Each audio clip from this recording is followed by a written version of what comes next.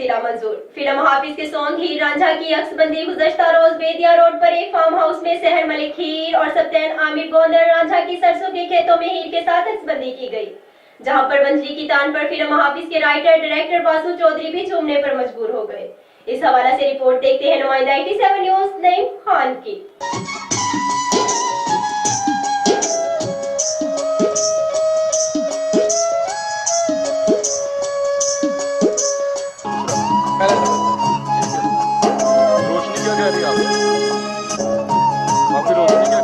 तेरे सोने नैना बिच मेरा बसेदा जहां ते अज़ला तो हीर नी मेरी जिंद जान। बासु चौधरी ने अपनी साबका रवायत को बरकरार रखते हुए फिल्म हाफिज में पंजाब के कल्चर को उजागर किया है। बिच मेरा बसेदा जहां ते अज़ला तो हीर नी मेरी जिंद जान, ते अज़ला तो हीर नी मेरी जिंद जान।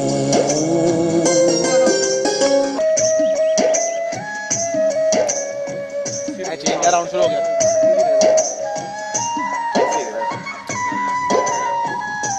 बैठे ने तेरे नाल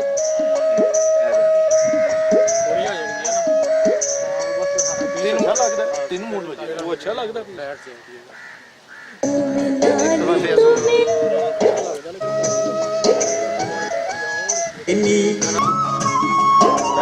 इस मौका पर राइटर डायरेक्टर बासु चौधरी और कोरियोग्राफर तौफीक शाह हीर और रांझा को अपने अपने अंदाज से डायरेक्शन भी देते रहे।